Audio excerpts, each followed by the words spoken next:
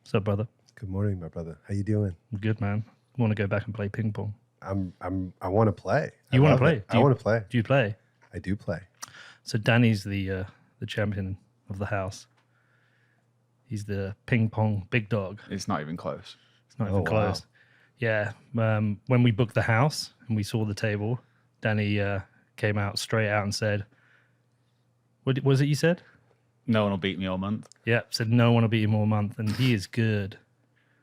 I mean, he lost. You just won. If I saw that game again. Yeah. One game. What was the score? It was I can't remember, but I won. But we do it like 3 out of 5 games is a win. Okay. So that's not an actual win. But he has also lost a 3 out of 5. Oh.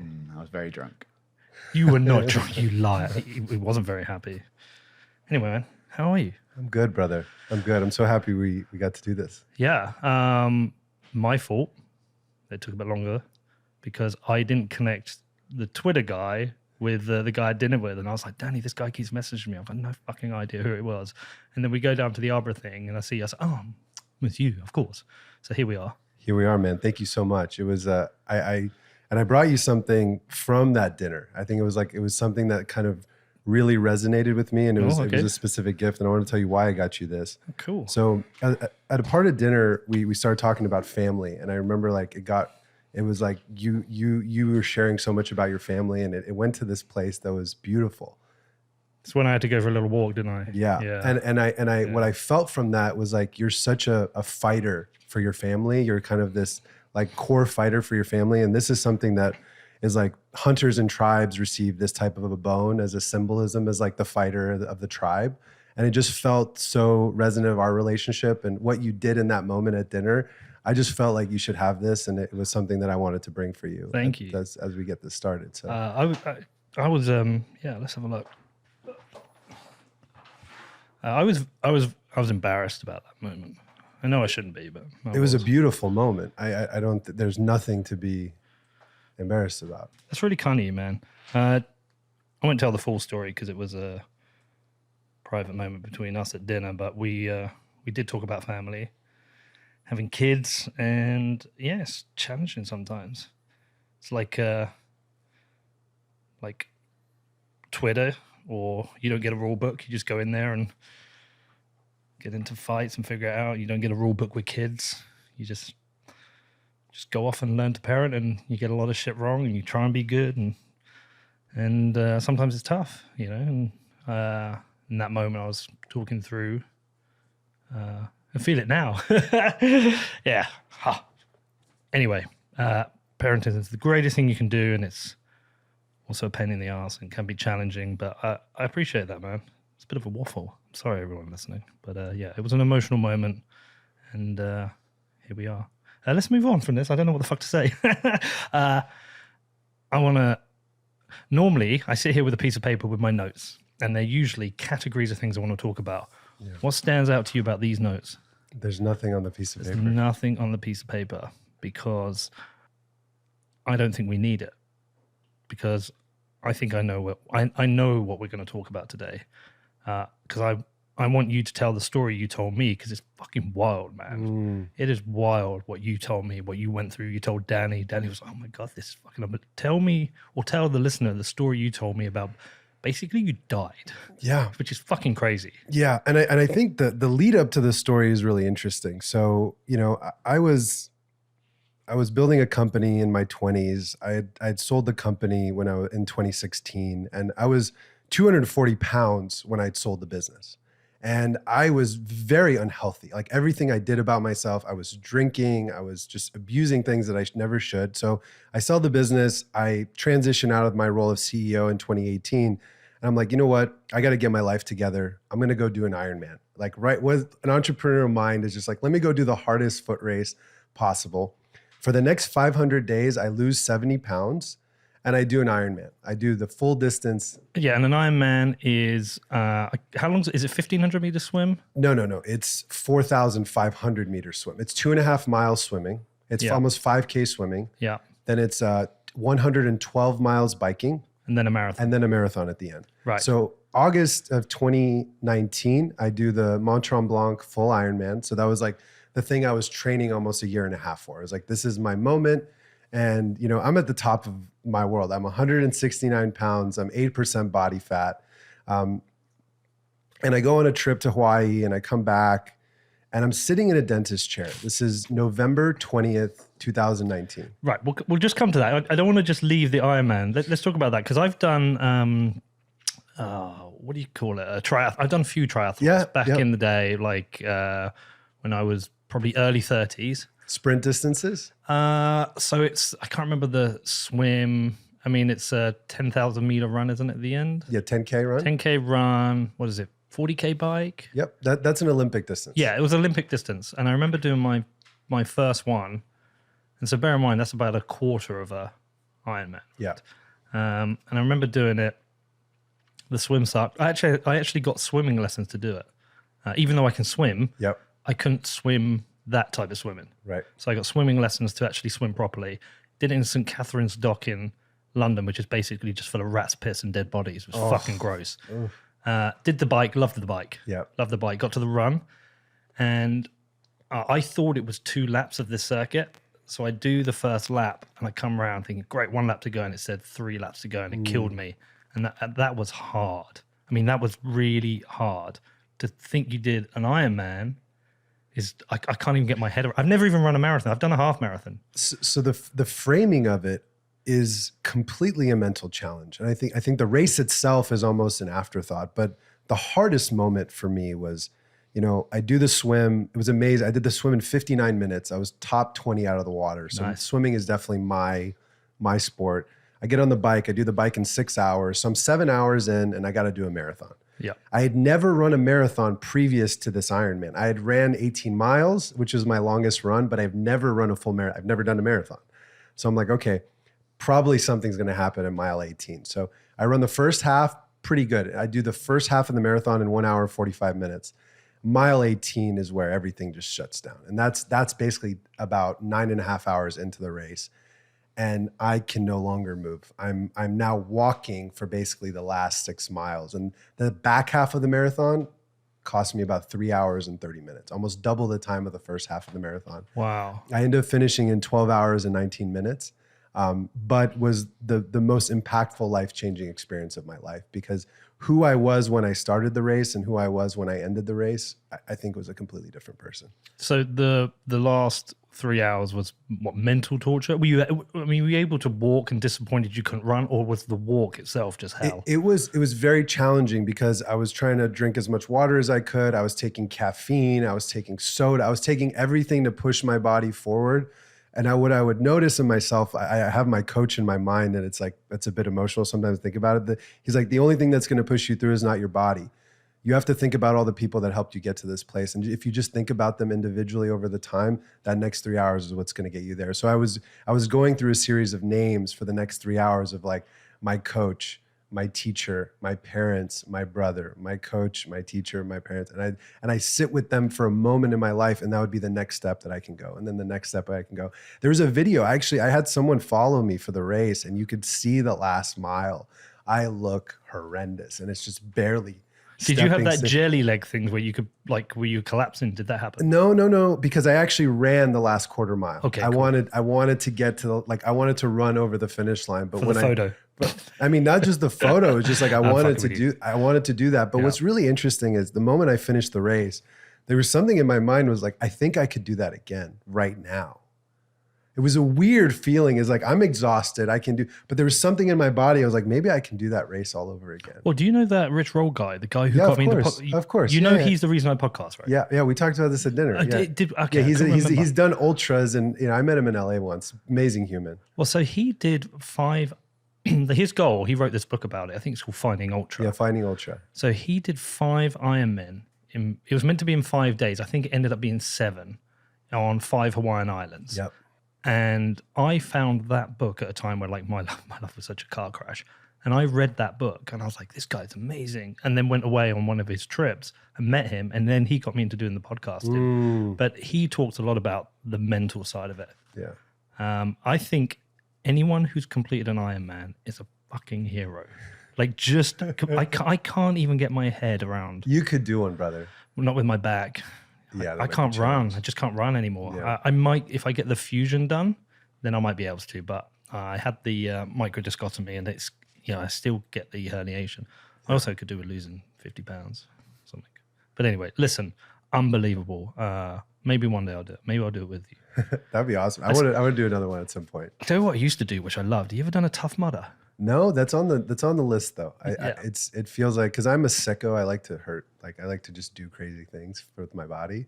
So I'd like to do stuff like that. Do you know Tough Mudder? Yeah, I've never done it, but I know what it is. They're really good fun. The only bit is like the electric shocks fucking suck. And I'm like, what? Why do this? What is it, like a 10K race? It's like a 10K race of obstacles. So like you maybe go on like monkey bars, and I fall in the water, and then you go through like this like mud, and then through a river. And there's one bit I remember this bit. There's like a skip full of ice, but halfway through there's like a barrier, so you have to go in the ice to get under it. And I remember that like taking my breath away.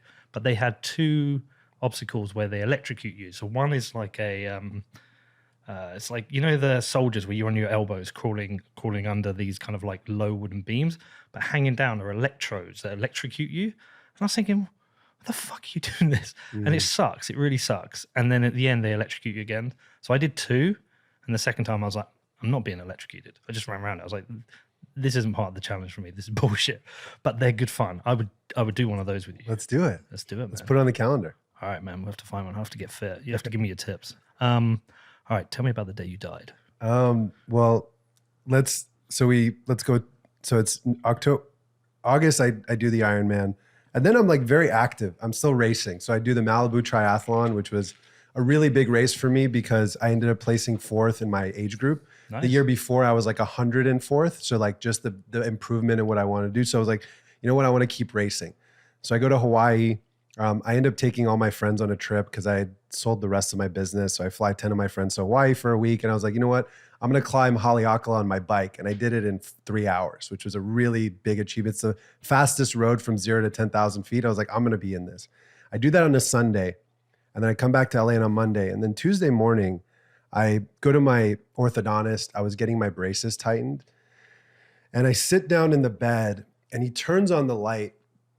And the moment he turns on the light, I just kind of leave my body and I enter the light. I just literally enter this light and I pass out. And what ends up happening, what my experience is I start following, and this isn't a dreamlike state, I start following another version of myself. So I'm walking, I'm the observer, and I'm seeing another version of myself, and I'm following this version down some path. It's grassy, but this other version of myself is a lot happier. It's a lot like brighter. It's just an individual that I was like, man, I wish I could be that person. And I follow and I get to a point, and then I wake up back into my body.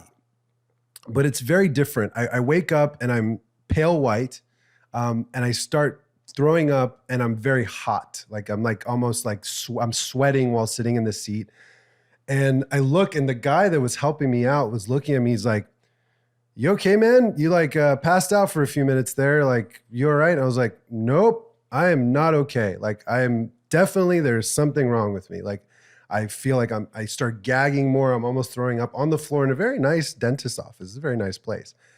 And then the doctor comes over and the doctor's like, oh, you're fine. You just passed out. This happens all the time. This is normal. People pass out on chairs all the time.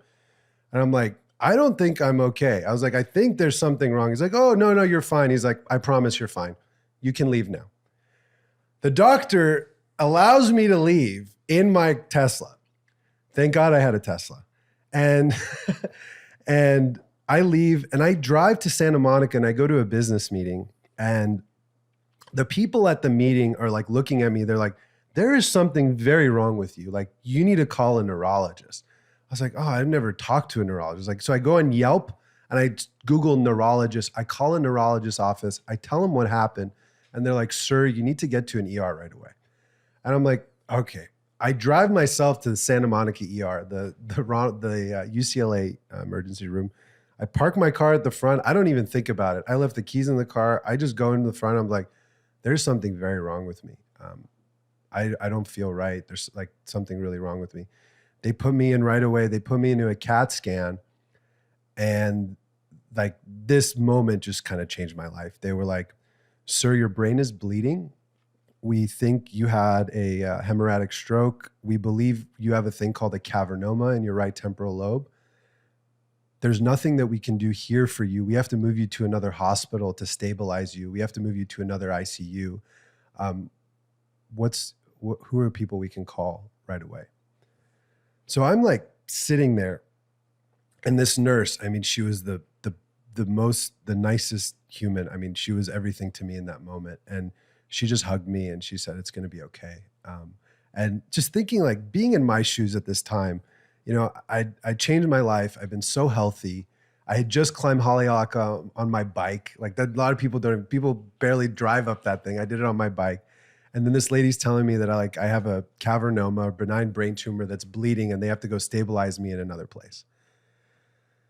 So I get so my dad comes, my brother comes, and they're just looking at me, and they have to move me inside of an ambulance to the other hospital. They have to put an angiogram as soon as I get to the hospital, which is a camera, to make sure that it's not an AVN, because an AVN would kill me overnight. What's an AVN?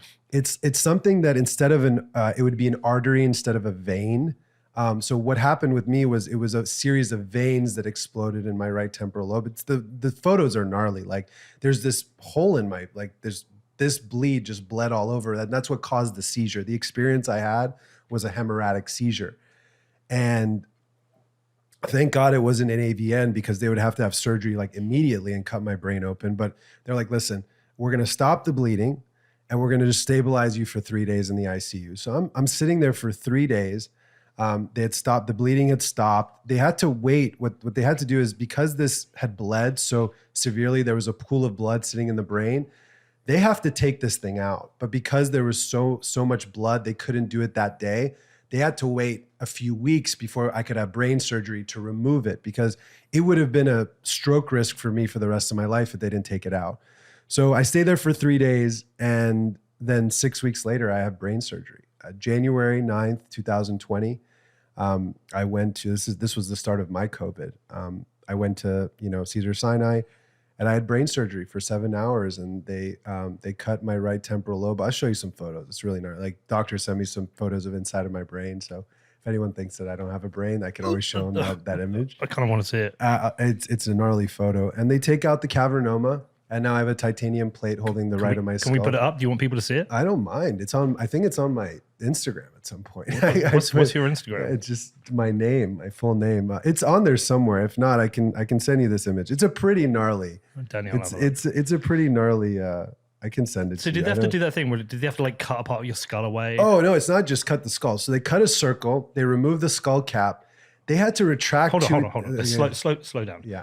When you say the skull cap, no, not the cap. No. They put a hole here. So it was in the right temporal lobe. It was about 2 inches behind my right eye. Okay. What they had to take out. So they do a smaller incision. So I think it's like that big of a hole, and they remove that piece. Okay. Then they remove the skull cap. They remove all the stuff. Then they have to cut the brain and retract the brain by 2 inches to get inside of the brain. It wasn't on the outside. It was on the inside. So then they have to retract the brain. Maybe you should just see this photo, because this gives you a good visual of what does it actually look like on the inside. And they take it out from the inside. Airdrop it to Danny. Here, this is what it looks like. I mean, you could see the retraction. Holy shit. Holy shit. Yeah. So you're gonna airdrop it? Yeah. I think we needed this on the big screen. So hold on, I've got so many questions. Okay. It's a gnarly. Have you got a gnarly scar? Well, I'm growing my hair out, but when it's short, you can see the whole thing. Yeah. Okay. You can see the whole thing. How high risk was the operation? I don't think that high risk, because, well, okay, let's put context here. Brain surgery is very high risk when it comes into surgeries. But the good thing was I was extremely healthy. I was, at the peak of physical condition. I was good in a lot of ways spiritually. So there was, I guess, little risk, but who knows when they go into your brain, like they don't know. It's I would say low risk for a high risk surgery, I guess. Okay. Like they said, you're going to be fine. We do this all the time, but this is also a brain surgeon telling you that. Like, we do this all the time. You're going to be fine. Damn. And so it was intense, man. How long was recovery afterwards?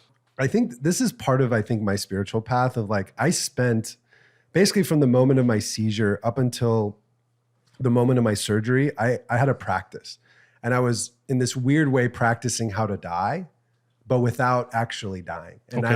I was reading a lot of Ram Dass, and the concept of death became a very like close emotion to me. So I have a very interesting relationship with death now because I've experienced it so closely in my life in so many ways. Have you read the you must have read the Tibetan book of Living and Dying. Not that I read the Katha in the Upanishads. So the weird thing about that book, I've 3 times started it. Holy shit. Yeah, it's pretty gnarly, man. Hold on. So Yeah. That's inside my skull. that's wild, man. Yeah, so you see, like they have to cut the brain open to get in there, and then they take out the extraction. I don't think I've ever showed this on a podcast. Do you mind showing it? No, it's on my Instagram. I put it up there at some point. Whoa, man. So it's. Oh, I've got questions. Yeah, I got yeah. questions about that. I don't know that we should keep it on the whole time. No. But like, I think we should. Yeah. So I've tried to read the book like 3 or 4 times, and each time I get about to chapter 3, and I'm like, I think I've got enough from this. But my big takeaway from it is the Tibetans, they spend their entire life is dedicated to be prepared for death, Of course.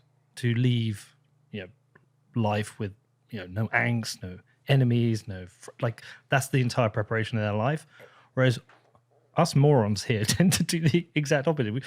We're scared of death, and we spend our whole lives maybe avoiding it, Yeah. and just being general bellends to each other. And I mean, I'm not saying everyone's that, but like a lot of people do. my practice, even every day in my own practice, is that I want to live a life that the moment that I transition, I've done everything that I could to be my best self, and then also do all the things that I could do in my life to better the world forward. That was a thing that I realized spiritually. But perhaps what was happening to me in my life is I was being a little bit.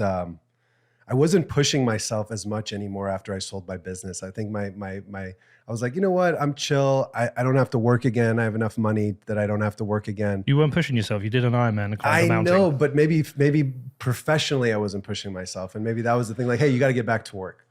You have things, you have to, like, you can be selfish in the world and do all these things for yourself, but the world needs you for more things. Go back to work. Okay, so they had to cut your brain open. Yeah. I know nothing about how the brain works, but I know it's a very delicate organ. Yeah. Did any of it changes? Like, and did you have any personality changes from this? I don't know about personality changes, but it was a very rough 6 months. Okay. Like I will say that it was the most challenging for me emotionally I've ever had in my life, because TBI generally has a lot of waves that comes with it. Your emotions change. Your chemistry in your brain is also changing, because imagine it's missing a piece that is no longer there. It's had a pretty traumatic event that being split open. The neurons are reconnecting. So I had very depressive bouts. I had suicidal thoughts. I had all the things that you would think about as a part of it, but definitely came out ahead in the end. Yeah. But I think that's my perseverance in my soul, was like, if I'm not dead yet, there's no reason to stop. And that's kind of what encouraged me to get back to, I guess, work, and get back to like kind of building the thing that I'm spending all my life force energy on now is to where I am. And I think that was a big catalyst. But I think the spiritual element is really important. Remember I told you that I was following another version of myself? Yeah. I fundamentally believe that I switched places with that being when I came back into my body. Okay. So I think I woke up being a much happier version of myself. Whatever that was, whatever that experience was in the light, whatever you want to call it, I think I switched places, and that's the being that I am here, because I feel a lot more grateful for my life now than I did before, because it really centered me of knowing, like, at any moment I can disappear, at any moment I can die, at any moment I can get hit. I just don't know, because I was in the peak physical shape of my life, and I get hit with that. Like, anything is possible at this point.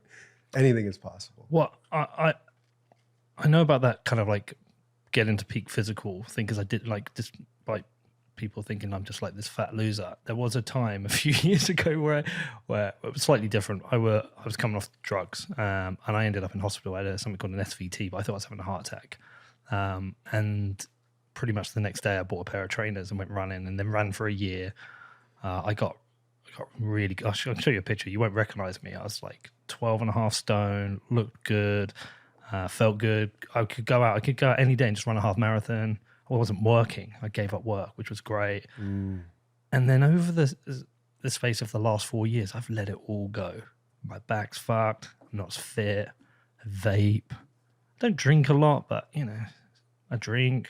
I've let that all go, and it's like on my mind all the time to get back to that. Because I wake up in the mornings now, and I just feel like, ugh, I don't want to feel like that. Do you want to change that? Fuck yeah. What's stopping you? I like whiskey a lot. I like nicotine a lot. And I just I like the bad shit.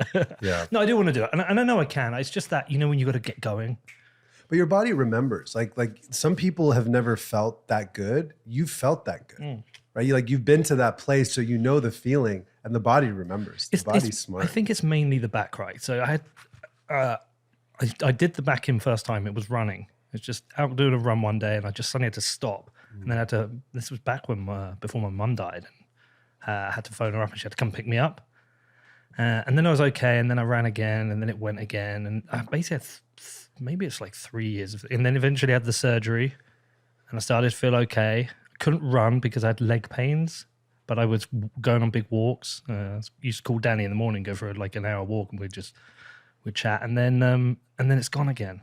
Like I feel like it's my back in some ways holding me up, but I also think that's potentially an excuse because I'm thinking, well, am I doing the right things? I'm not doing yoga. I'm not doing Pilates. I'm not doing those things that you meant to do with a back injury. I'm not shifting the weight, which again I'm meant to do. But if I could get my back okay, I mean, I might not be able to run again just because the impact is bad for it. Yeah. But I can get on a bike. I can get on a Peloton. I can go for a hike. Could you do stationary bike work? Yeah, I mean, I've got a Peloton. I'm totally fine on that. Yeah. I've got a racing bike. Oh no, I haven't. That went up in a fire. How much do you walk? On and off. What did we do the other day? We probably did, I don't know, 6-7K. So when I'm at home, I will usually most days do a 5K walk. Yeah. Whether that's go down the gym, do it on the machine, watch a film, or go for a walk around the park, and I'll do a workout, but not enough. Basically, I was in that place where every single day I would exercise and feel good, and now in a place like, can I be bothered to do it today? And I just need to flip that, but I need to make some changes. I mean, it becomes a non-negotiable at some point, right? Yeah. Like for me, at least in my day now, my fitness is a non-negotiable because, and I made that within myself a non-negotiable. Like, cause I know the impact of how much it makes me feel better in the back end. Like fuck, I don't want to go run or I don't want to go to the gym today. But I know that the moment after that workout is done, I'm 110% better than the moment before I started that workout. Yeah. So it becomes just there's non-negotiables in reality. You drink water is a non-negotiable. You eat food is a non-negotiable. If that's a non-negotiable. Tell you one of my favorite workouts. Have you got an Oculus? I do not. Have you ever used one? I've used one and I'm not into that stuff. Have you done the walk the plank? Oh, actually, yes, I have one. I have done that. Yeah, I have. We did a campaign for that for Sony back in the day, my last company. Oh, did you? Yeah. Well, I've got mine here and I haven't actually used it, but the one thing I love in it is the boxing. Because you get in there and you have a fight and it's fucking hard. It's a good workout. Yeah. So, but yeah, no, look, I know I need to get back into it. It's becoming more and more obvious I need to get back into like regular exercise. So, I mean, I'll figure it out. And so like, you asked about recovery. Yeah. I was relentless. I mean, within 30 days, I started running again. I ran a mile with my mom 30 days after my brain surgery. Wow. I'm still like, it's still shaved on the side. I still have a little patch there. And I have a video of it on my Instagram. It was like, I'm going to go on a run with my mom. And my doctor's like, you're not going to run for 6 months. I was like, you don't know who the fuck I am. Like they even said that like, you're supposed to stay in a bed for 2 days.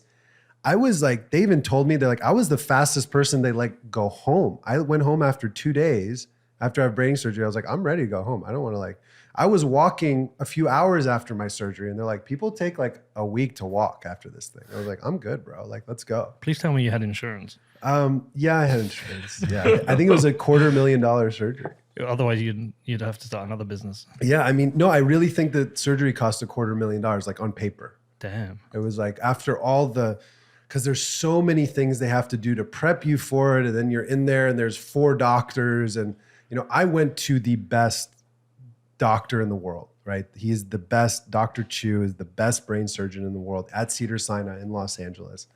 So I wanted the best. I cut open my brain. Damn, man, it's such a wild story.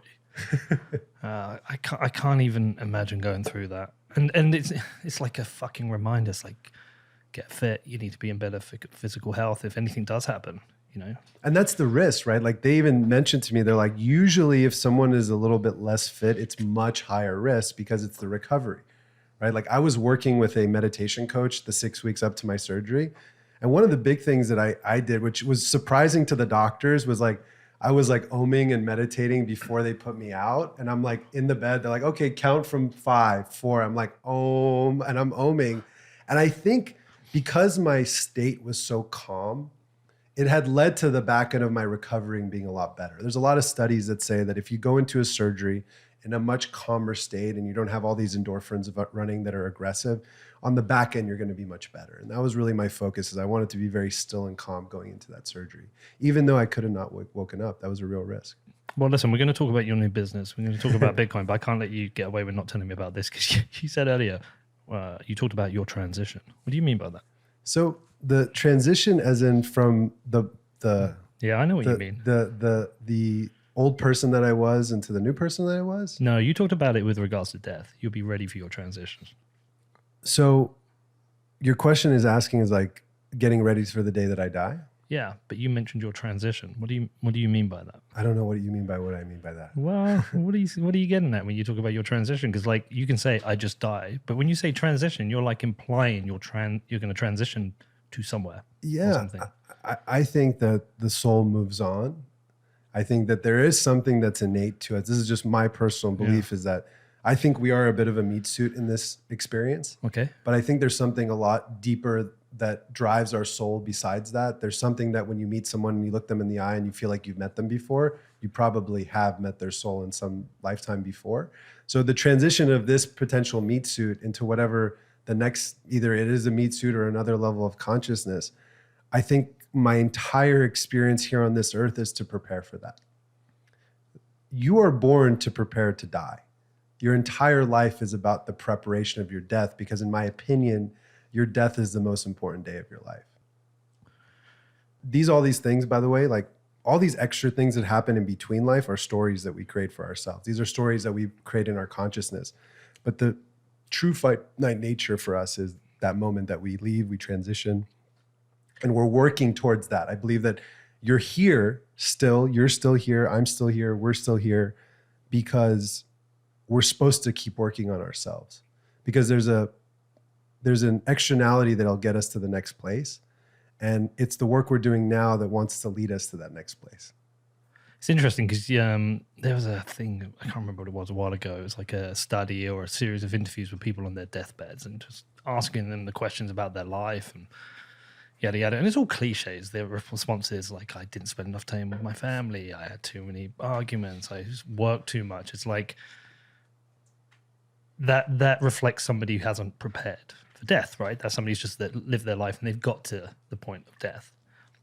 What you're saying is you prepare, so at the point you are going to die, you're at peace because maybe you've repaired all those broken relationships and you've done all the things you want to do. Yeah, and you've loved the way that you wanted to love. Like those 6 weeks between November 20th and January 8th, I did everything.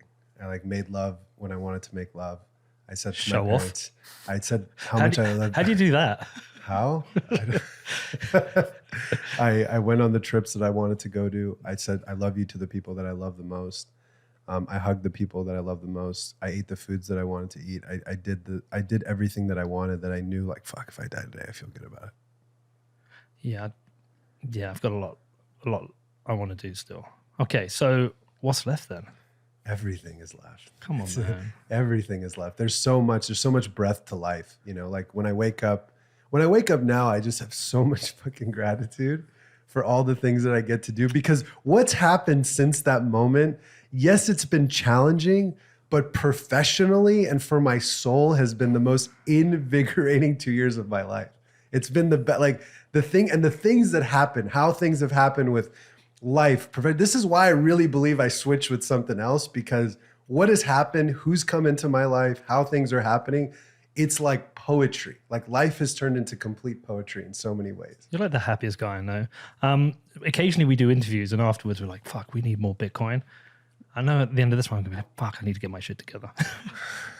Did you ever go back to the dentist to let you leave? Oh my gosh. So I had a thing with him after, because I went back And he was so distraught. Like he came to the hospital that night and he was like, Justin, I'm so sorry. I should have called 911. You should have been, because imagine I would have drove and hit a car and he let me leave. A doctor let me leave his office after having a very heavy seizure.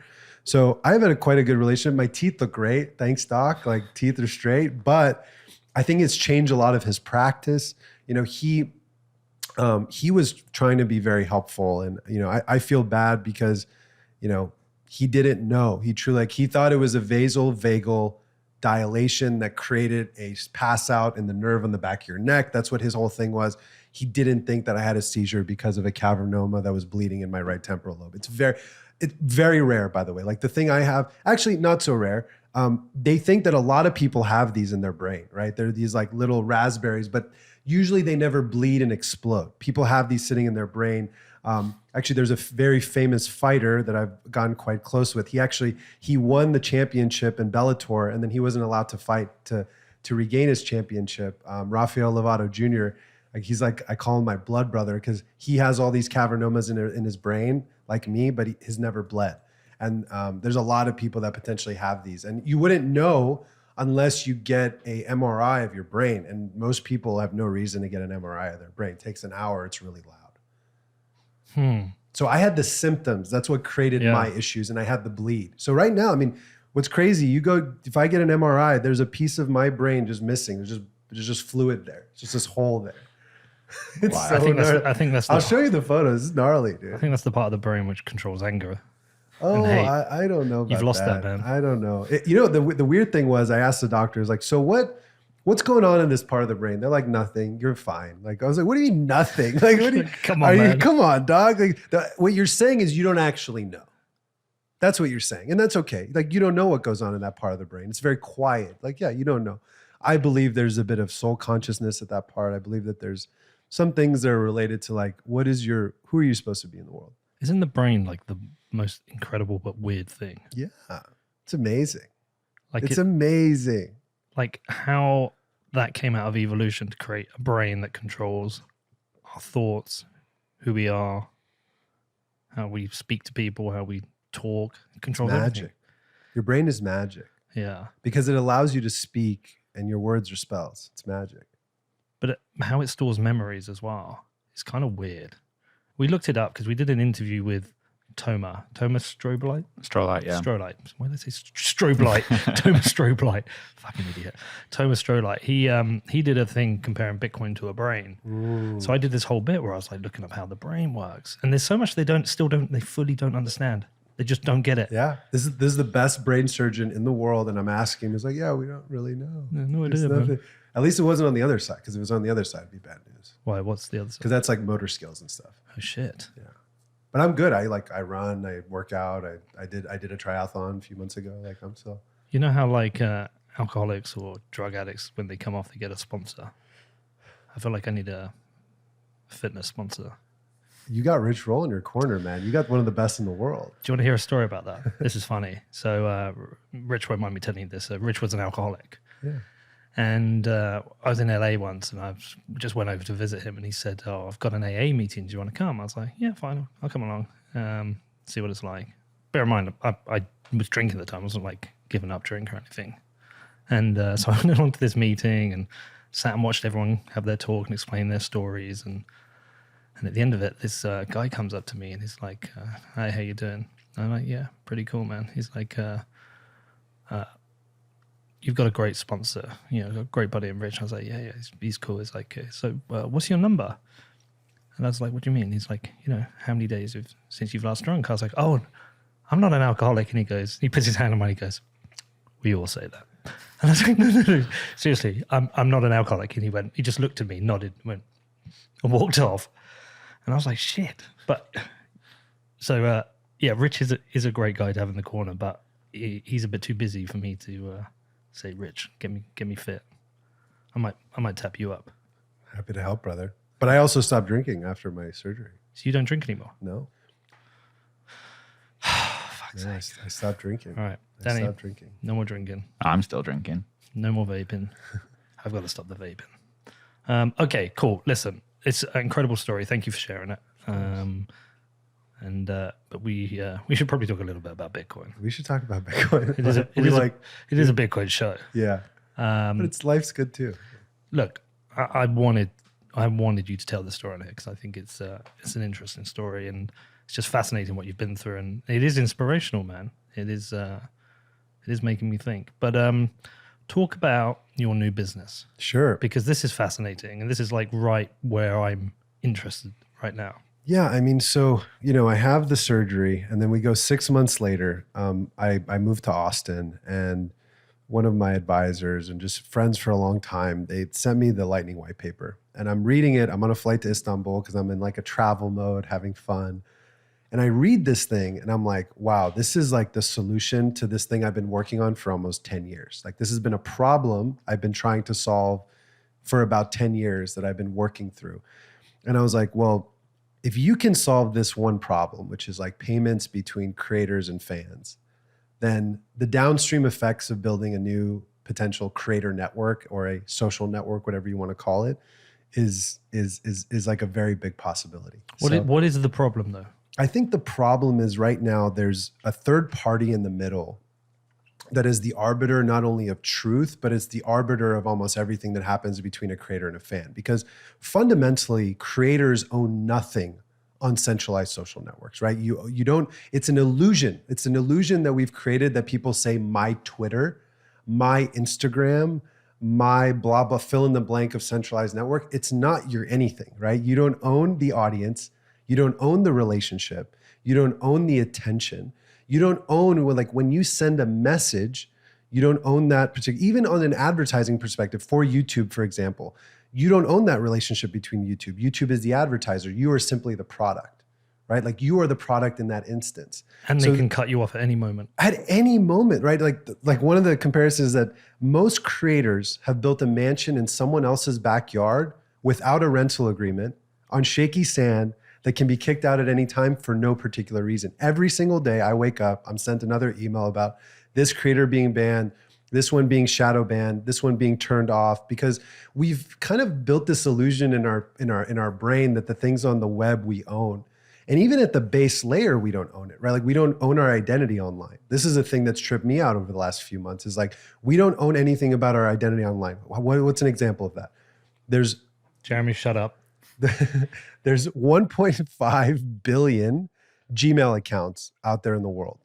Your Gmail account is what you use to log in everything. It's been my account for the last 12 years. I use it to log into my Facebook, to my Instagram, to my bank account. But the base layer of my digital identity, I don't even own. You do not know what you're doing to Jeremy right now. Is he? Keep going, brother. Keep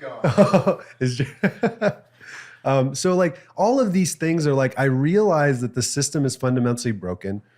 Bitcoin ultimately fixes the money. If you can fix the base layer of money and then downstream fix everything else, there's an option. I think there's another good example in there. You've talked about Twitter and YouTube, etc., the social platforms, but I actually think a very good example in that is something like Patreon, which was designed as being the connection between creators and their fans, and that you could upload your content, you could charge people to access it, but they started deplatforming people for opinions.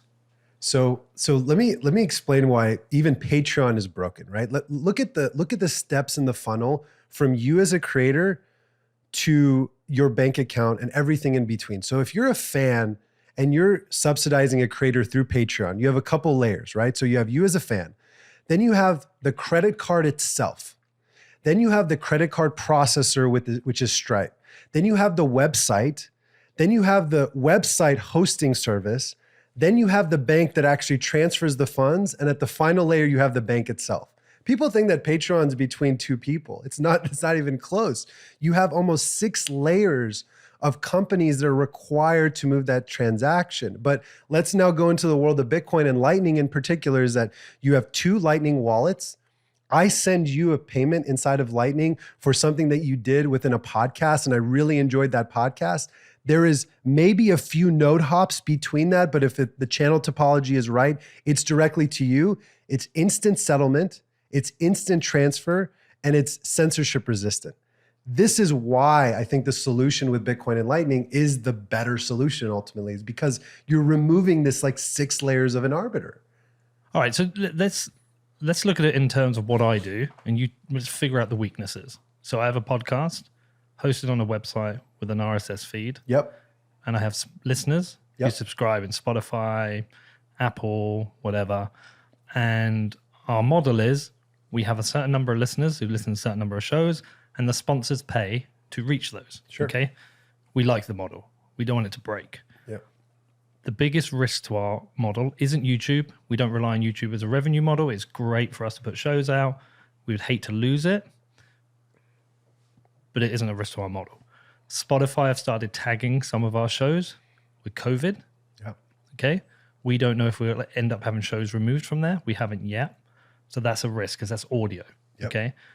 Our biggest risk is if something happened to the RSS feed, we lose all our subscribers. We essentially have to rebuild. Now we rebuild quickly rather than standing up fresh, but that is a risk to us. Yeah. Can we ever eliminate all these risks? Our website is hosted with Squarespace. That's a risk. Of course. Does our content become not acceptable content in Squarespace? If Squarespace removes us, Danny, do we lose the RSS feed? We own the RSS feed, but it is hosted on Squarespace at the moment. If we move the RSS feed, do we retain the subscriptions? Yeah. Okay, so we can lose that. We can lose that website, but we can move to another platform. Yep. That's fine. So our risk really is, do we ever get deplatformed by Spotify and Apple and all the podcast hosts? I think the biggest thing is we want to move into a world where creators not only own the content that they're distributing, but they own the distribution of that content, right? We want to get to a place where there's three core things creators own. They own the base layer of their identity online. They own all the data and the content that they distribute freely. And then they own the relationship through money, through Bitcoin and Lightning. And I think that the way that we have to move is you have to own the distribution yourself. Because at the end of the day, if you are now building on another centralized service that can turn you off, you lose the distribution. RSS is amazing. It's one of the most robust things on the internet that you can't really turn off. And that's a great base layer. But what are going to be the applications at the end state that allow you to own the distribution? One thing that's really important, Zion is not a platform. We're more of a utility. We don't control the relationship between creators and their fans. We're not the central broker for messaging, right? We don't allow a message to go through any central server. It's basically going between a creator and a fan.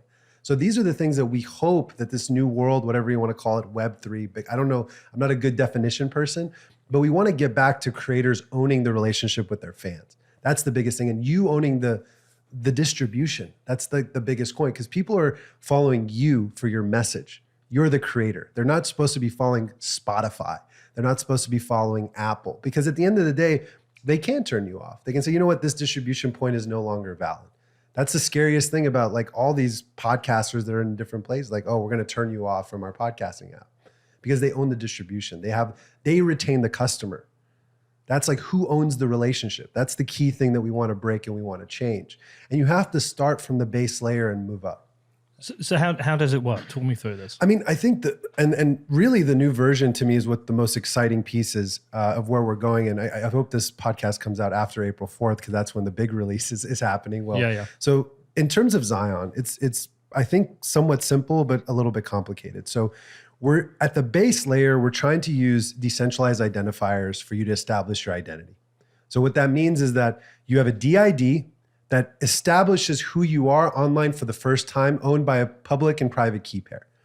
The next layer is your identity hub. How does that work though? Think of me as the user.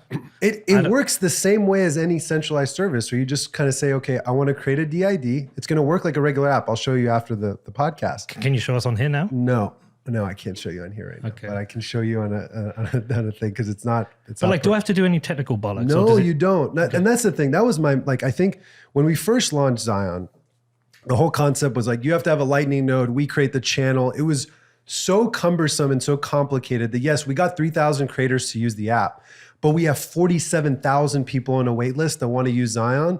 And I realized to myself, there's no way a one user, one node is scalable. It's impossible. Just to tell you context of the Lightning Network, 75% of all the nodes that joined the Lightning Network in the last 6 months since we launched are Zion nodes. We're 75% of the global growth. That doesn't make sense. It shouldn't make sense that one company is leading to 75% of the global growth. this model was unsustainable. So the first concept is, Was that a risk to the Lightning Network itself? no, not at all. It's fine. So why does that matter then? Because what are we going to be, if we convert the wait list, we're going to be 60,000 of the 20,000 nodes, and now we're 80% of the global. But why does that matter? I think it's just too complicated for a company to have all that infrastructure. Okay. You have a separate instance for every user. It's not the right way to use the Lightning Network. Nodes are supposed to be routing channels, not servers. Okay.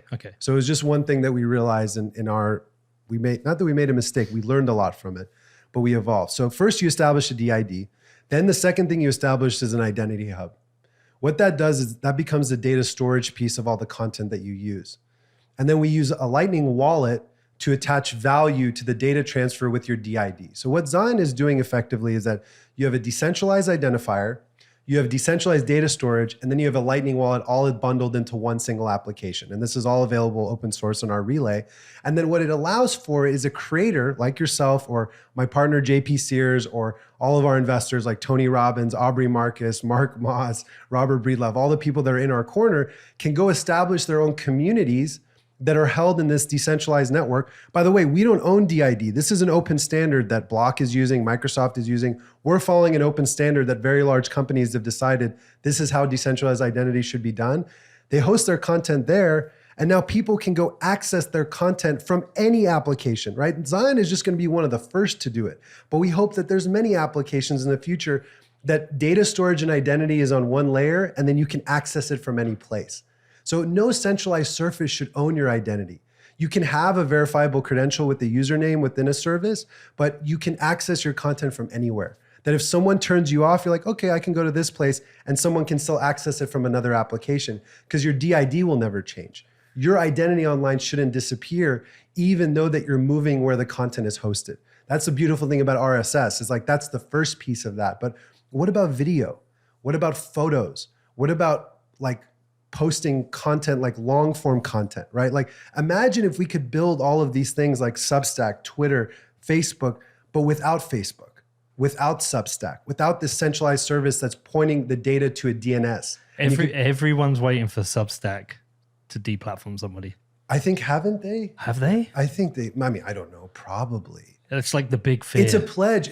That's the thing. Like all of these things are pledges, right? Because I think this is the really important aspect is like, we won't censor you versus we can't censor you. When you establish a DID in your own identity hub controlled by your own private public key pairs, Zion as a company cannot censor you. Where is that created though?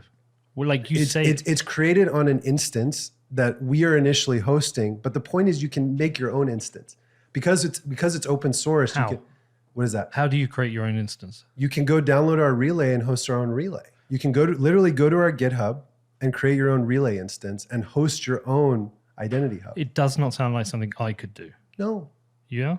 Yeah, I don't think reckon? so. I don't think so. All right, we're going to look at it. No, I'm saying I don't think you can just like as an engineer, like right now it's highly technical. But the point is not that you can't right now.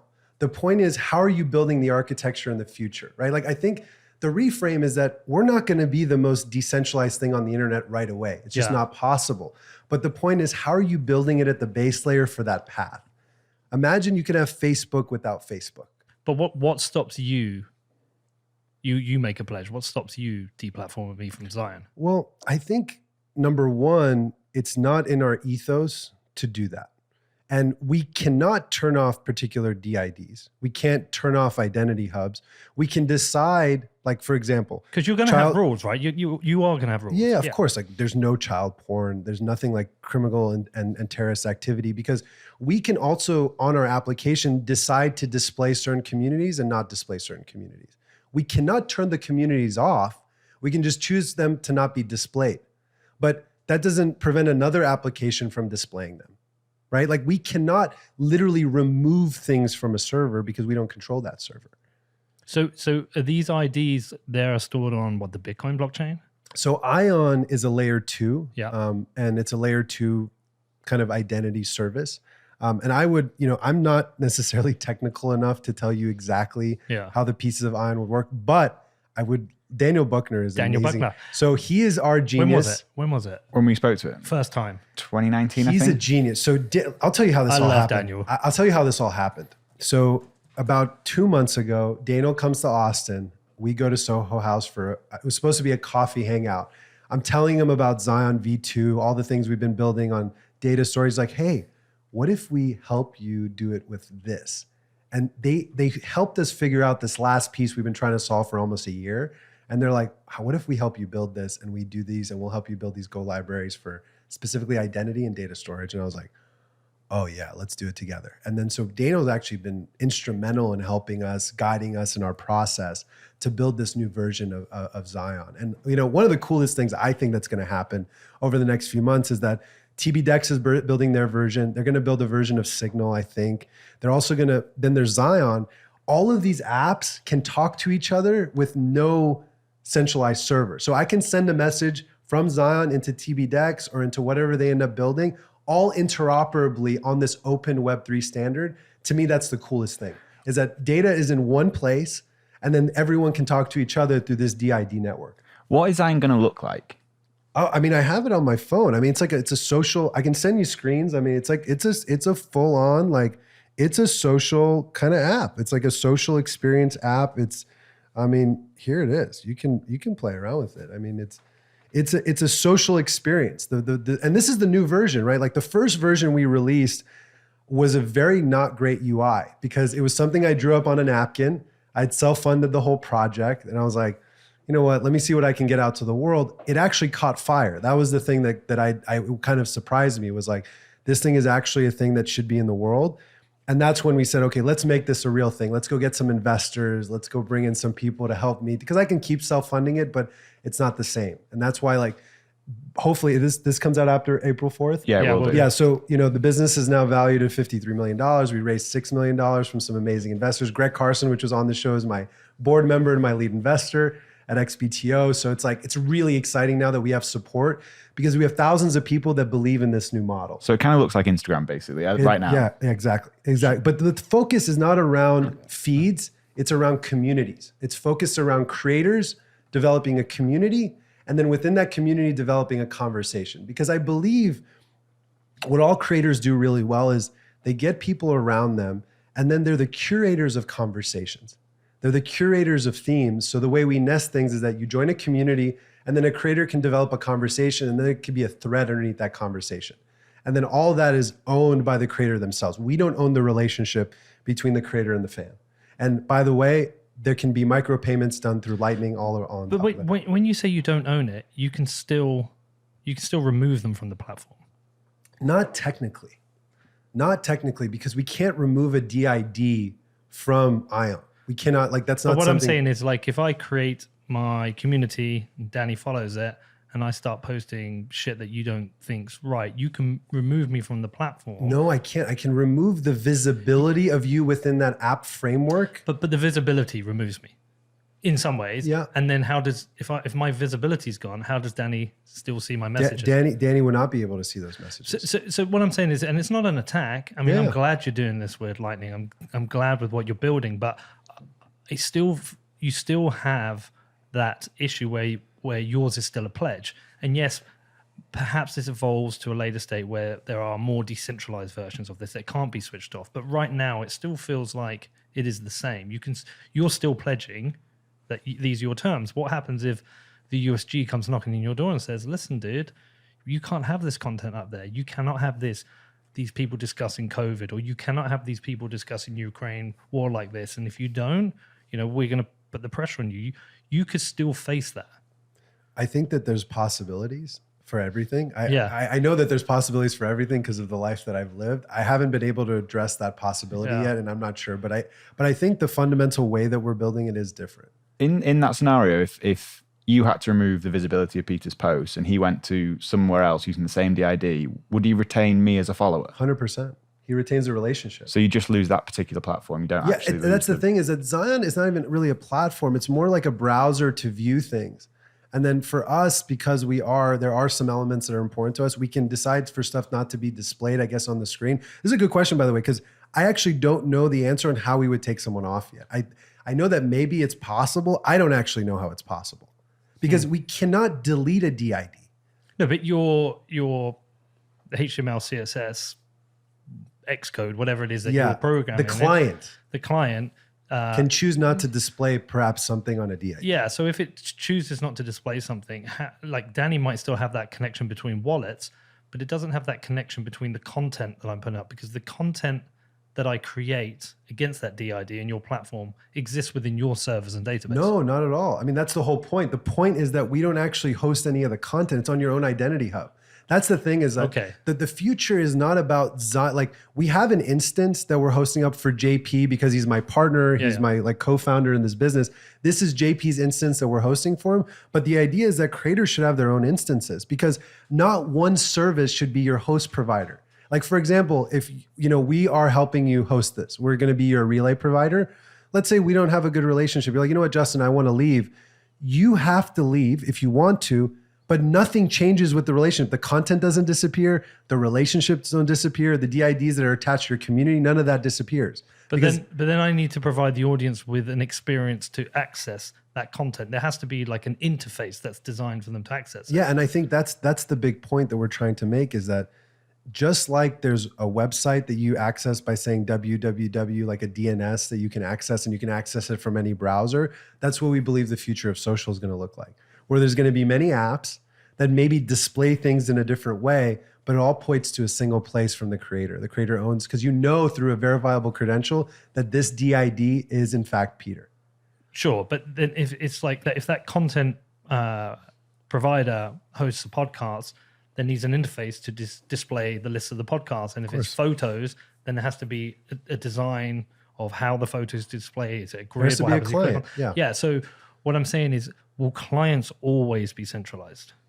Because otherwise you have to get to a stage where people have to be able to code their own clients, or there has to be, maybe it's something different. You can download there's always got to be a client. So unless someone can build a client themselves. Yeah. And I think there's going to be, so when we move away from just, we have an Apple app, we have an Android app, we're going to have web app in the next few months, then clients are going to be built a lot easier. So I want to give the framework that, imagine we're in 1995 and we're at the first websites being built. That's where we are with this stuff. GeoCities. Like, we're at the GeoCities, and like, we are the kind of the Lois and Clark climbing over this hill, because it's so hard. What we're doing is so hard, because there isn't precedent for this stuff before. Like, if you've done any research in this stuff of DIDs, like, a lot of people aren't implementing them. We're using, we're just starting to use IPFS, which is crazy file storage. And it's like, we're getting into these things that a lot of people haven't done, but let's go 2 years ahead. Everyone's going to be implementing this standard, and it's going to be a lot easier to build these applications. The point is, we're just one of the first, and I don't have a lot of answers for you. I wish I had better answers. It's just around the vision, right? Okay, I get it. So with IPFS, so if I had that instance and I upload content, you're storing that on IPFS. That's so not today, but in like 3 weeks, that is our implementation we're moving forward with. So Identity Hub stores data on IPFS. That's the whole vision behind why it's like, you own your identifier at the DID level. Then you own on your content, which is stored on IPFS through this Identity Hub. And then everyone has a Lightning wallet to transact within that network. And how do I pay for the storage of that content? That's a good question that I don't have an answer to yet. I'm still trying to figure it out. I mean, one thing that we're doing, because we know we have to subsidize. You don't really want to charge me, do you? No, I mean, of course not. But it's one of those things that we have 3 tiers. We will have a creator tier inside of Zion where like we're helping, subsidize some of these costs. But I don't know the answer yet. We're still at this like really peak stage to build most of these things. I feel really mean, like I'm giving you really hard questions. No, it's okay, man. I mean, because these are questions that help me go back and like, how am I thinking about this? But yeah, I need to take a look at it. I know Jeremy's going to be interested. By the way, this is all like, don't trust what I'm saying. Go to our GitHub, github.com/getzion/relay. All of this is 100% open source. And did we talk about this? No, we didn't. Right. Talk to me about this. I mean, okay. So how this came about was, I wanted to write a book about how censorship works, and then how Bitcoin is the solution to defeating censorship. So I wrote an outline. I thought I was going to do a talk at the Bitcoin conference about it. The talk ended up not coming about, but the book did. And so we wrote this book in 8 weeks. It basically outlines how did censorship start. It was the decentralized century versus the centralized century, like what happened in the It's very Mark Moss. Yeah. And then just leading to how Bitcoin and Lightning is a potential to defeat censorship globally, and how it's a base layer to defeat censorship. And I'm very blessed that our investors endorsed the book. You know, Tony Robbins endorsed the cover. Aubrey Marcus, our investor, endorsed the back, and Mark Moss endorsed the back as well. So is all censorship bad? Is all censorship bad? It's a really tricky area I get into. It's like, what is censorship and is all censorship bad? So for example, you have certain policies for things that are unacceptable in your platform, and I completely agree with them. But essentially that's a form of censorship because you're removing content that you disagree with. But I think the line you draw is around like legality and the legal framework. Yeah. There's totally laws. fair. Like laws are laws. I can't control the laws. Like that is illegal. We tote the line of illegal. We're not, but I don't have an opinion. Yeah, but I completely agree with you on that. But other platforms choose to cover things or remove content which isn't illegal, but they deem is better for their platform. Yeah, of course. Because of how they're built fundamentally. Like remember that the advertisers are the customer of these platforms. Yeah. And your data is being used to manipulate you. So a lot of the problems with censorship that I outline in the book is the fundamental differences of the business models. Zion is 100% subsidized by the customers that use the product. We're not bringing in a third party to sell your data to go then make money because we can arbitrage that like we're not doing that. It's the business models that are fundamentally broken, and we want to break through those business models. In that maybe a far-right group or a white supremacist group, the advertisers on YouTube don't really want their adverts on their content. Yes. And there will be other examples, probably better ones I can give than that. Whereas you don't have to think about that. No, because we're not subsidizing advertising. And the reason I know this is because I was in those meetings, right? My company that I sold previously was an advertising influencer marketing business. I was in meetings with the world's largest advertisers spending billions of dollars on Facebook, saying that we do not want to be associated with this type of content, Facebook. We're going to pull our budget. Please remove that content. It's not brand safe. They remove the content, ban them for community guidelines in terms of service, and then the advertiser runs the ad. This is the business model. Like this is how they make money. It's not like we shouldn't question it. So you have to change the business model if you want to change the solution. But I mean, I go back to the point, like, should we have ultimate free speech? Should all speech, whatever it is, be allowable and free, or should there be limitations? My belief is that as human beings, we have agency to receive things and to decide. Yeah. We, as two individuals, are sitting here. We're having a conversation. There isn't someone in the middle allowing you to say something to me or me allowing to say something to you. I receive the information, I interpret it, and I say, yes, I don't agree with you. I agree with you. I love you. I don't love you, whatever it is. I think that should be the framework online. But right now, there's many arbiters between us and everything that we see on the internet. We don't know anything that's true or real. I think the framework that we're developing is that you have two DIDs. You have a verifiable credential with an identity hub where I know that everything posted in this single place is Peter's and Peter's only. And I'm signing a key to gather the content as if we're having a personal conversation. And it's my decision to interpret the content that Peter posted in the way that I want. That's where we're going. And that's what I believe is the future. And what about social networks themselves? Like Facebook, I don't use it anymore apart from to post marketing to. Like, here is a new podcast if you want to listen to it. Yeah. Here is something going on with my football team. That's it. I don't share family photos anymore. I don't post opinions. I don't, when it first came, it was quite fun. It was new, and you'd have a photo from the night before and you'd all laugh about it. That's pretty much dead for me. And I feel like Facebook as a platform is dying. Maybe the metaverse will save them. Instagram's kind of interesting, but it's really a little bit like, oh, look how great my life is kind of thing. That's really what it is. I feel like Twitter is failing miserably for what it is. How do you feel? And also YouTube. Let's throw YouTube in as a social, because it's kind of a social network of videos.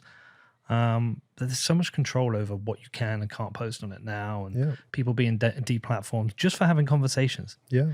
Brett Weinstein was removed for having conversations. Now, I disagree with him on some of the things he was talking about, but I want to hear the conversation. Yeah. I think even Marty Bent got flagged up recently. Yeah. How do you feel? Where do you feel we're at with social networks? And do you think we're heading towards decentralized social networks. I think we are. I think Yeah. we're trying to build one. I think we're making an attempt from the base layer. I think that the future of social networks is that it's focused around communities. It's not necessarily these open network frameworks. So I think that, what I always have had affinity towards personally is that I follow a few people because I really like what they say and I enjoy the communities that you create. So I don't think that this like open feed of like everyone spewing everything and you just look at everything in this non-ordered thing. I don't think that's the right way social should work. I agree. That's why our approach is that there's no open feed. What happens is that if you join Zion, you'll have all these communities you want to join. The JP Sears community, the Peter community, the Mark Moss community, the Robert Breedlove community, the Natalie Brunel community. And then within there, you will have a self-selected group of people that have voted with their Bitcoin that I want to be part of that community, see all the content within that community, have an open conversation in a chat feed with that community and decide what's happening there because these people have an affinity towards me. That's what I believe the future of social looks like, is that it's around communities. We're tribal creatures. We want to feel like we're part of things. That's what I feel like the future of social looks like. But there's a lot of other layers. I think that it has to be built on a decentralized monetary layer, bingo, Bitcoin. It has to be built on an open source framework. It has to be built in a censorship resistant way. The creators should own everything in a future social network. The people that use the network should have digital property rights through encryption. This is what the future of social should look like. And if we can meet all those parameters, I think we've achieved what we need to achieve. Yeah, that's interesting because Elon Musk has come out a little bit critical of the algorithm for Twitter Yesterday. And I got 3 tweets of those. Like, yeah. Yeah. A bunch of tweets came to me as like, oh, this is a shoe up for you. Go answer him. Yeah. Well, it is. Did you see it, Danny? No, I think missed that. he put out a poll, didn't he? Should the Twitter algorithm Be open source. be open source? Yeah. I think it should be. Well, I think that the problem fundamentally is the algorithm, right? Because it's an open feed. My disagreement is this open feed that can just spew things and you could just listen to everything. And like one of the things is I think there should be consequences for hate on social networks. Yeah, I agree. So like the way that Zion approaches it, for example, if you're in a community, and this is just how we've built it, is that when you make a comment in a community, you stake a certain amount of Bitcoin as a bond to the creator with a staking contract for about 24 hours. If the creator, which you're part of their community, remember, you're inside their community, deems your comment hateful and they delete your comment from this open feed, remember, you're in their world, not your own world, you lose that Bitcoin. You lose the bond. Can that not be abused though? Okay, if it's abused, let's go into a scenario with it's abused. If you're the creator and you're abusing your audience, do you think they're going to stick around? Some might. It's what's deemed abuse. I'll give you an example. So YouTube, despite being the second biggest search engine on the net, being part of Google, having billions and billions of revenue. They own it. Right. Their comment section is ridiculous. The amount of spam that gets sent to it is unbelievable. Exactly. Okay.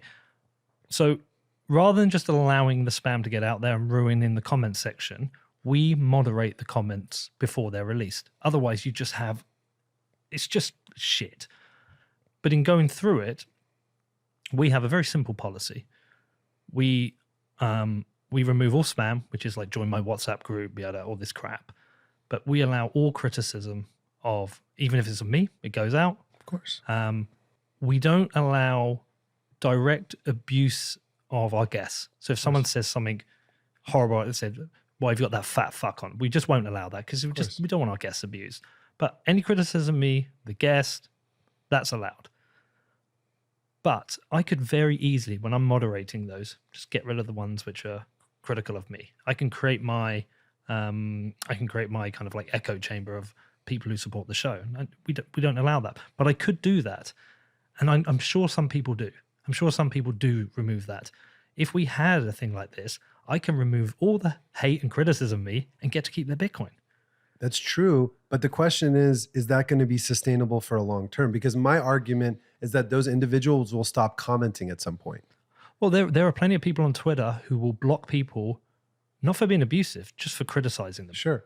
And they would create their own echo chamber. Of course. Yeah. And I think that we haven't seen what this could look like if there was consequences through Bitcoin. I think like that's the thing is like our mission is to clean up cyberspace. By the way, I Lightning. support what you're doing. Yeah. I'm just like questioning. No, and I know you're questioning it. I think this is a big concept that, like, you know, I've spoken with Sailor about individually, is like, he thinks that Lightning will clean up all of these centralized networks, because imagine you had to be an accredited user in order to even make a comment on Peter's thing. And then if you weren't accredited, you couldn't actually make a comment, or you couldn't tweet to me. I only want certain people that are accredited people. We're doing that same thing inside of Zion. So I don't think we know the answer yet. I think the true thing is that we know that right now, you know, Zion has a little bit over 3,000 creators. There's about 1,300 communities in there. If I look at stuff, there isn't a lot of hate in there, but it's a very small network. We don't know yet. But I think if you have consequences through spam, a lot of this stuff will go away. And I'm with you. Look, Twitter for me has become a problem. And I don't think they've given enough control in the right way to the person controlling their profile. I think it's not their profile. The profile that they think they own. But they allow kind of like broad things like you can lock your account.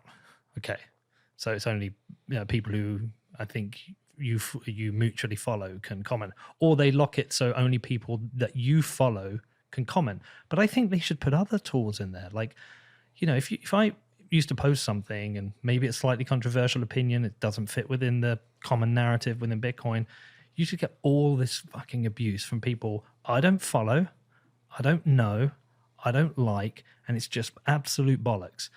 I would like to be able to just delete them.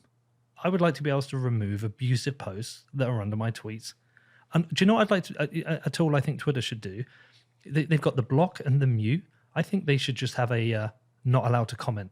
So somebody can follow you, they can read your posts, but you can just ban them from comment on you because all they do is post abuse. And I think there's lots of little tools like that they could use, because what Twitter is, it's just one giant community, which is gamed around, for some people, it's gamed around having positive conversations. Others, it's gamed around negative. Hate, yeah, negativity and hate. It's just bollocks. Yeah. But I think let's look at is that advantageous to their business model? Because what that increases is the hate, in fact, increases daily active users. It increases the number of tweets, and it increases the concept that they sell to an advertiser, which is engagement. Until it doesn't. You know, Facebook. I agree. Facebook's approach worked until it didn't. And we've seen their share price. I've essentially quit Twitter. Yeah. All I'm using Twitter for now is I will retweet shows when they go out, and I will maybe if there's like a important project like Zion and you message me and say, Pete, look, we've got this, can you retweet it for me? I will. But I have quit being involved in any conversations anymore. It's for me as a tool for debate, it doesn't work. Yeah. Nobody changes their mind, and there's too many people who are pricks to others in conversation. Very mean. Yeah. And by the way, I'm a hypocrite myself. I've done it myself. I found myself. The point where I actually decided to come off wasn't someone being hateful to me. It was me being a prick myself. You know, I sent a sarcastic remark to somebody, and then I had a pop at them. I was like, what am I doing here? What am I doing? Why am I? I know I'm not like this in person. Yeah. Every time I see you, we have a positive conversation. Me and Danny have never had an argument in 3 years working together. Yet, for some reason, Twitter makes me turn into a prick.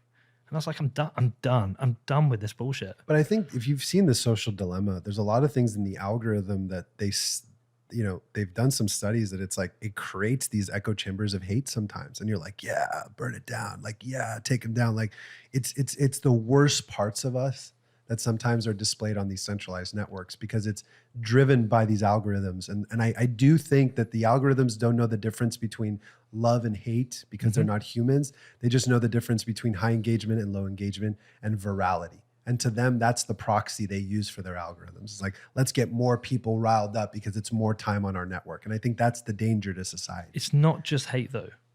Like hate is a problem, and it is, and there's a lot of it. And I just don't buy this things like where people say, oh, it's not real life, just ignore it, or just, you know, develop thick skin. When you receive thousands of messages every week that are like horrendous and awful, it's not nice to read, right? No. It just does your fucking head in. No. It can send you mental. And for anyone to just say that, they've probably never had enough followers or enough hate to realize what it's like. Yeah. Also, some people are different. Some people have thicker skin. Let's just accept it. But it's not just the hate. I don't believe progress is made You and I can sit down and have a conversation. We may agree, disagree, but we will make progress. And we're more likely to be empathetic to each other's opinions in doing this. On Twitter, it's like everybody's looking at me here. I can quickly type a reply and I can quickly just argue and I can double down and I can triple down. And then everyone around me agrees with me. So I must be right. You know, you rarely see someone go, do you know what?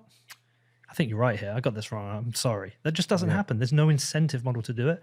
For me, it's an absolute miserable failure. Yeah.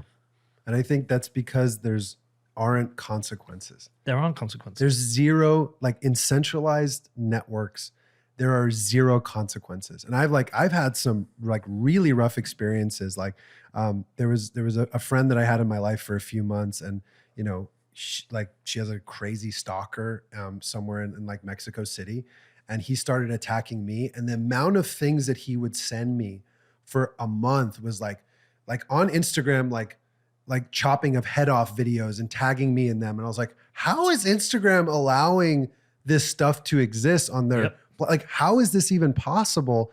And then I realized like how big these companies have gone is like, they've lost all their control in terms of the terrible things on the network, because you can sign up to these networks with an email address and a password. You can't verify identity. You have no money tied to this account. So you can build thousands of them, attack someone and then create another account, attack someone, create another account, attack someone and create another account, because there's no fundamental consequences. But coming back to Bitcoin is that if we build this accreditation service on Bitcoin, even on centralized networks, it would disincentivize the hateful things that happen on the internet. It's like our biggest mission is like Zion wants to be the safest and most civil place on the web. Why? Because there's consequences through your digital wallet if you decide to be a bad actor. If you're going to be a terrible person inside of Peter's community, you're going to have financial consequences for being that. But if you're good and you're a good contributor to society and you're a nice person, then everything is all good. And those consequences exist everywhere else in life. Exactly. I mean, so there's a chapter in my book, I say this exact story. You go to a bar and you tell someone to their face, like, you're a piece of whatever, you say something bad, and then you hit them in the face. You will have lifelong consequences for your actions in the real world. But you can be the worst person online, send death threats, send death videos to someone, tell them that their blah, blah, blah should go to whatever, like saying very terrible things, and you have no consequences in life. That's a terrible way to live. Yeah, exactly. If you came in here now, we did this interview, and you were just nothing but a horrible, rude prick, probably cut it short and say, do you know what? Not into this, mate. We're not gonna do this. If you come into my home and start yelling abuse at me, I'm gonna ask you to leave. Of course. You come into my workplace, you're abusive, you're gonna leave. You go into a bar and you're abusive, they're gonna ask you to. There are consequences everywhere. You're absolutely right. There's none. Some guy the other day to my sister, to my fucking sister. My sister was very close to my mother. He went into her profile. He found a picture of my mum. He found out that my mum had died, and he sent the picture back to my sister and said, everyone's glad she's dead. Where else in life would someone do that? They won't do that. And there's no consequences. But you could build a reputation score.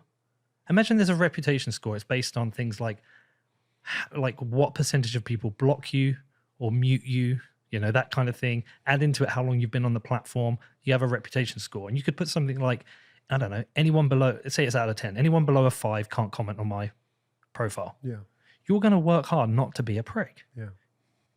You're just going to work. We see it in our YouTube videos. You have your likes, your dislikes. You know, we know a video that's like a 97 plus. That's quite popular. We know anything that goes below 90, there are some issues with that. People didn't like that interview. Now, it's not, we're not going to do that again. We're going to question, why did that not work? Why did people not like that? There was always going to be some people, but that to us is a reputation score for each episode. We have reputation scores for the podcast on Apple. You know, majority of reviews are 5. Some are 1. We ignore those both. We go and look at the 2 and the 3s and the 4s. We're like, okay, well, these are the most interesting ones. What are people saying? Recently, we had a thing where people were saying, all you have are right-wing libertarians on the show, which isn't true. But we read the comments. It's like, yeah, you know what? Let's go and have a look at how many of our shows are right-wing people or libertarians. We haven't asked enough people from the left or moderates.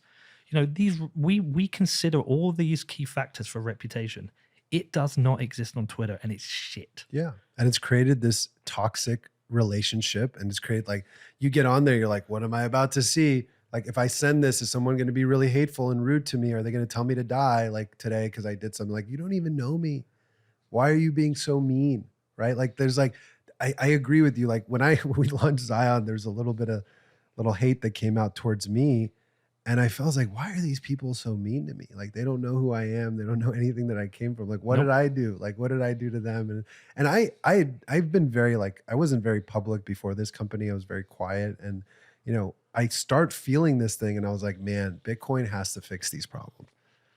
And I think it's the accreditation piece. And I think like Saylor's talked about this a lot. He's because he's this like one of the smartest people in the world that talks about it, is like, how do you fix the internet? And like Lightning and Bitcoin is a way to do it. And I think, you know, we're just one of the first approaches, but everything you're saying, I agree with. And it's the thing that drives me every day. Well, listen, I gave you some tough questions, but I support everything you do, man.